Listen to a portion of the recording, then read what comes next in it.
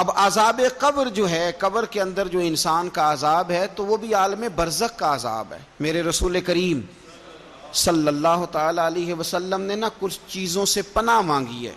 خود حضور نے، رسول کریم علیہ الصلوۃ والسلام نے پناہ مانگی۔ حضور فرمانے لگے اے اللہ مجھے کنجوسی سے، بخیلی سے پناہ عطا فرما۔ اور حضور نے باقاعدہ پناہ مانگی ہے کہ اے اللہ مجھے ارذل العمر ہونے سے پناہ میں رکھ، جب عمر اتنی زیادہ ہو جائے کہ وجود کے حصے کام کرنا چھوڑ جائیں، اس سے پناہ مانگی۔ اور خود میرے نبی پاک علیہ السلام نے قبر کے عذاب سے پناہ مانگی۔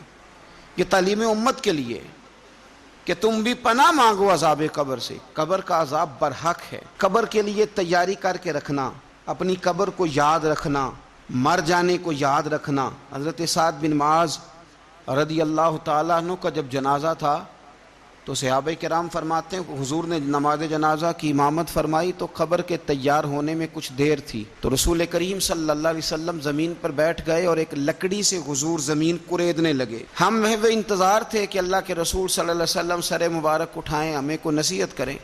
فرماتے حضور نے سر اقدس اٹھایا تو حضور کی آنکھوں میں آنسو تھے، اور رو کے حضور فرمانے لگے، رو کے کہ اس قبر کے عذاب سے رب کی پناہ مانگو اور اس کے لیے تیاری کر لو، یہ بڑا سخت دن ہے۔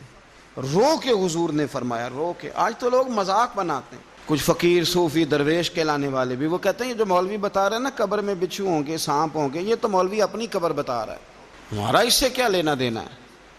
خدا سے ڈریں۔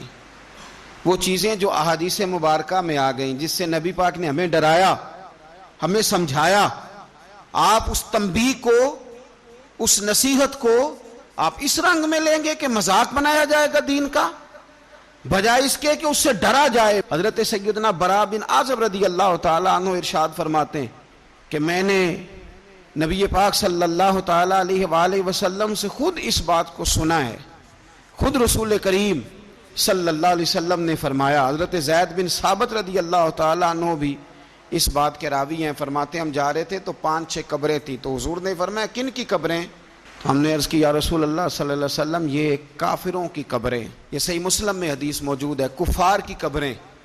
تو اللہ کے رسول صلی اللہ علیہ وسلم فرمانے لگے، ذرا حدیث کے لفظوں پہ غور کرنا، حضور فرمانے لگے اگر مجھے ڈر نہ ہوتا کہ تم اپنے مردوں کو دفن کرنا چھوڑ دو گے، اگر مجھے اس بات کا ڈر نہ ہوتا کہ تم اپنے لوگوں کو، مرنے والوں کو قبروں میں دفن کرنا چھوڑ دو گے، اگر یہ مجھے ڈر نہ ہوتا تو میں سناتا کہ قبر کے اندر کس طرح عذاب ہوتا ہے، تمہیں دنیا میں رہ کے میں سناتا، پر ڈر ہے کہ کہیں تم اپنے مرنے والوں کو قبروں میں دفن کرنا چھوڑ ہی نہ دو، اس لیے میں تمہیں یہ بات نہیں بتاتا۔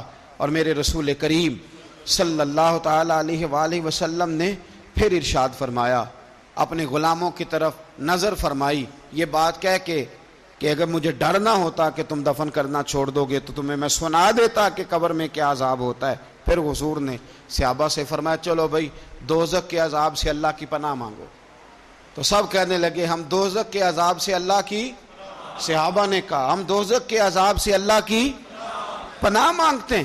پھر نبی پاک صلی اللہ تعالی علیہ وسلم نے ارشاد فرمایا تم سب کہو کہ ہم قبر کے عذاب سے اللہ کی پناہ مانگتے ہیں۔ تو صحابہ نے کہا ہم قبر کے عذاب سے اللہ کی پناہ مانگتے ہیں۔ پھر میرے رسول پاک علیہ الصلوۃ والسلام نے فرمایا تم کہو، سارے یہ کہو کہ ہم ظاہری اور باطنی فتنوں سے اللہ کی پناہ مانگتے ہیں۔ تو صحابہ نے کہا کہ ہم ظاہری اور باطنی فتنوں سے اللہ کی پناہ مانگتے ہیں۔ پھر میرے محبوب علیہ السلام نے فرمایا تم کہو کہ ہم دجال کے فتنے سے اللہ کی پناہ مانگتے ہیں۔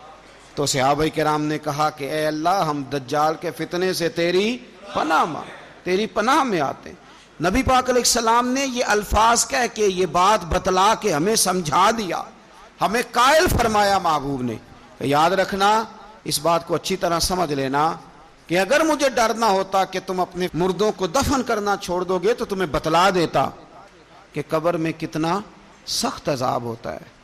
اپنے معاملات پر غور کریں۔